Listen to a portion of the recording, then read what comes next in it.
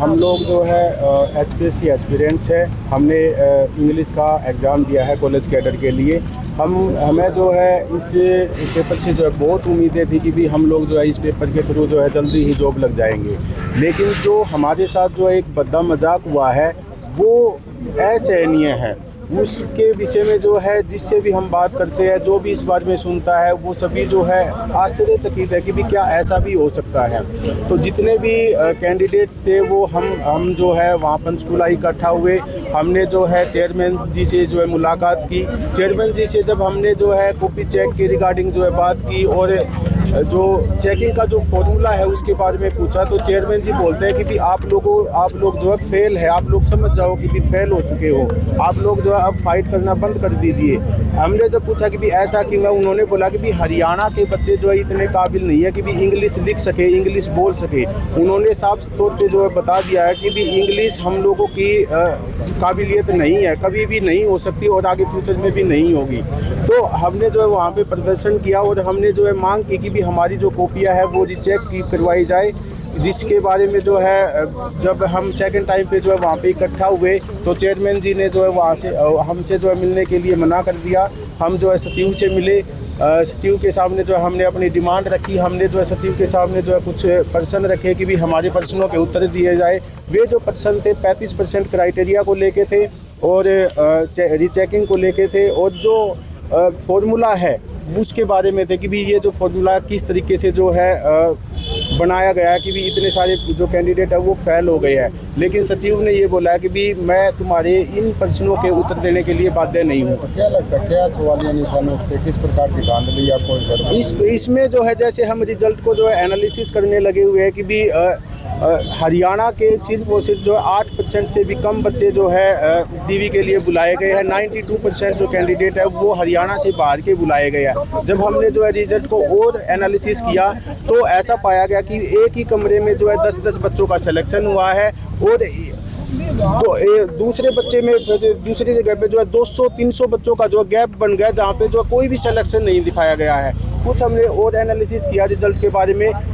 काफ़ी ऐसी सीरीज मिली है जिसमें जो है कंटिन्यूअस जैसे कि भी 4, 5, 61, 62, 23, 24 ऐसे जो रिजल्ट जो है बच्चे पास दिखाए गए हैं। फिर हमने और ज़्यादा एनालिसिस किया तो एक बच्चे का गैप मिला जैसे कि भी 39 और 41, इसमें जो है 40 को हटा दिया गया, 65 और 67, 66 को हटा दिया। इस प्रकार से जो है हमने जो है रिजल्ट को जो बहुत अच्छे से जो है डीपली जो है एनालिसिस किया गया है और हमने यही पाया है कि भी ये जो रिजल्ट है एक प्रकार से जो है बिना पेपर चेकिंग के जो है बनाया गया है, जस्ट वैसे ही। क्या लगता है क्या मंशा रही होगी इसकी मंशा यही है कि भी हरियाणा के जो युवा है उनको जो है आगे नहीं आने दिया जाए। हरियाणा के बच्चों को जो है सिर्फ और सिर्फ जो है C और D ग्रुप में ही भर्ती करवाई जाए। जो ऊपर की जो पोस्ट है वो हरियाणा के बच्चों के लिए अवेलेबल नहीं है। आपकी क्या मांग कैसे? हमारी मांग यही है कि भी 35% के जो क्राइटेरिया है उसको हटाया जाए। तो 1226 जो कैंडिडेट बनते हैं, 613 का 2 गुना जो बनते हैं उनको जो है DV के लिए बुलाया जाए, या फिर अगर ऐसा पॉसिबल नहीं है तो हमारी जितनी भी कॉपियाँ उन सभी की जो है रीचेकिंग करवाई जाए। सर मेरा नाम कोमल है और मैं CBLU की गोल्ड मेडलिस्ट हूँ। इसी के साथ मैंने 2 बार नेट और गेट भी क्वालिफाई किया है सर। और सर मुझे लगता था कि मेरा पेपर बहुत अच्छा हुआ है, लेकिन सर ये जो रिज़ल्ट हमें देखने को मिला सर, बिल्कुल ही 2 दिन तक तो हमें बात ही एक्सेप्ट नहीं हुई कि हमारा सिलेक्शन नहीं हुआ है।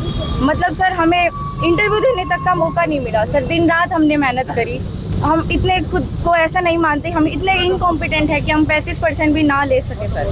तो हमारी मांग यही है कि पेपर अच्छे से चेक किए जाएं, उसमें कुछ गड़बड़ी ना हो, एक ट्रांसपेरेंसी रखी जाए सर। और सर इंग्लिश एक लिटरेचर जो है उसमें ऐसा होता है कि हर बच्चे का अपना एक ओपिनियन होता है राइटर्स को लेके, उसकी फिलोसफी को लेके। तो ऐसा तो बहुत गलत है कि बिल्कुल ही बच्चा 35% नहीं ले पा रहा है सर। तो सर हरियाणा का कमीशन है, आप 8% बच्चे निकाल रहे हैं हरियाणा के सर, ये अच्छा नहीं है बिल्कुल भी हमारे देश तो के लिए। चंडीगढ़ में भी प्रदर्शन किया था, आप दीवानी कर रहे हैं, क्या लगता है कितने दिन प्रदर्शन करेंगे, कितना बड़ा आंदोलन करेंगे, कब तक करेंगे? सर हमने किया है, चंडीगढ़ भी मेरे सहपाठी थे बहुत सारे, उन्होंने प्रोटेस्ट किया वहाँ पे, बहुत शांतिपूर्ण हमने अपनी बातों को रखा है वहाँ पे। लेकिन उधर भी चेयरमैन सर ने जो एक स्टेटमेंट दिया है कि आपके BA में, आपके MA में कुछ भी नहीं पढ़ाया जाता है आपको, सारी यूनिवर्सिटीज़ इनकॉम्पिटेंट, एक तरह से उन्होंने जो स्टेटमेंट दिया है सर ये पूरे हरियाणा की शिक्षा प्रणाली पे एक प्रश्न उठाता है सर। तो मैं तो चाहती हूँ कि ये जो सिस्टम ये जो चल रहा है ना सर, इसको थोड़ा बदलाव किया जाए ताकि जो हम युवा हैं जो इतने पढ़ रहे हैं, हमको देख के और पीढ़ियां भी थोड़ी इंस्पिरेशन उनको जो मिलेगी सर उस पे काम हो थोड़ा सा। इन असिस्टेंट प्रोफेसर के रिजल्ट में जो इंग्लिश के बच्चों के साथ धांधली हुई है उसमें मैं बताना चाहता हूँ, बाकी सब बच्चे बता चुके हैं। असिस्टेंट प्रोफेसर में जिन बच्चे स्कॉलर्स ने, पीएचडी होल्डर्स ने, गोल्ड मेडलिस्ट ने एग्जाम दिया, उनको एचपीएससी ने नाकाबिल साबित कर दिया कि भाई ये बच्चे कामयाब नहीं है। लेकिन 2 दिन पहले हरियाणा सरकार एक नोटिफिकेशन जारी करती है कि अब स्कूल और कॉलेजों में हरियाणा की जो स्कॉलर है यूनिवर्सिटीज के, वो बच्चे पढ़ाएंगे।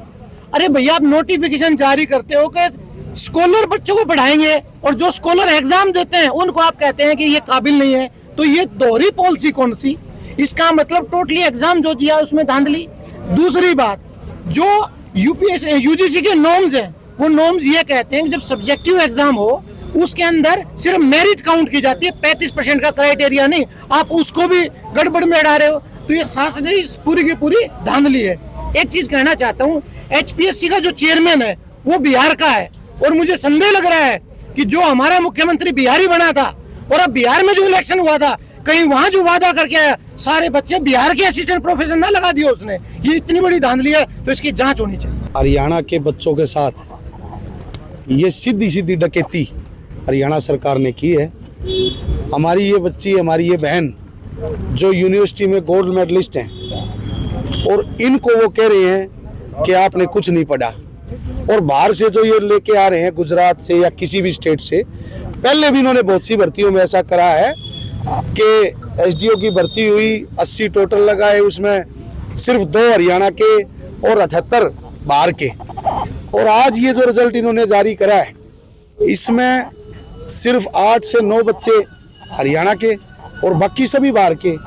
और एक तरह से इन्होंने आरक्षण को भी, बाबा साहब ने जो संविधान और जो आरक्षण जो बच्चों को, गरीब व्यक्ति को दिया है, वो छीनने का काम आज बीजेपी सरकार कर रही है। टोटल 3 एससी के बच्चे इसमें सिर्फ पास हुए हैं, और वो भी हरियाणा से बाहर के।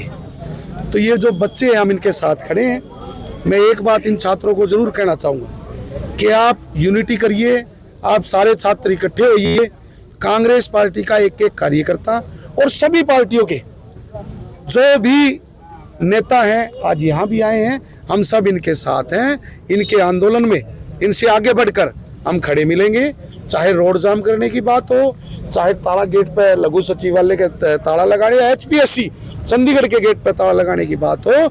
हम ये मांग करते हैं सरकार से, हमें ये पता है वो सुनेंगे नहीं, क्योंकि वो घमंड के घोड़े पे सवार हैं, लेकिन फिर भी हम कहते हैं भाई आप चैलेंज कर रहे हैं बच्चे हमारे, आप यूनिवर्सिटी फिर बंद कर दो ना। क्यों यूनिवर्सिटी ने इनको गोल्ड मेडलिस्ट बनाया? और ये बच्चे चीख चीख के कह रहे हैं कि आप ओपन हमारी डिबेट करवाइए, कौन प्रोफेसर है जिसने ये पेपर चेक करे हैं? और इतने होनहार बच्चे हमारे हरियाणा के, इनको ऐसे बाहर निकाल के फेंक देना, ये हरियाणा सरकार का बिल्कुल घिनौना कृत्य है, और हम इन बच्चों के साथ खड़े। तो मैं वीसी राजवीर सर से यही गुहार लगाना चाहूंगी, जी यूनिवर्सिटी बंद कर दो। आपके गोल्ड मेडलिस्ट यहाँ खड़े हैं, उन्हें 35% भी नहीं दिए गए हैं। आप ये चेकिंग देख लो, सेम सब्जेक्टिव टाइप का पेपर था जो हमने यूनिवर्सिटीज़ में दिया है। उस सब्जेक्टिव टाइप में पेपर में एमडीयू वाले तो, यानी तो एमडीयू के प्रोफेसर तो फिर पागल हैं, वो हमें गोल्ड मेडल दे रहे हैं और ये हमें फेल कर रहे हैं। तो सर आप मंशा आप समझ जाओ, इसी बात से समझ जाओ। मैं ये मान सकती हूँ कि मेरे नंबर कम आ सकते हैं, पर मैं ये नहीं मान सकती कि 35% से भी नंबर मुझे कम दिए गए। तो क्या समाधान है इसका? क्या समाधान यही है सर कि पारदर्शिता जो बोली जा रही है वो करके दिखाई जाए।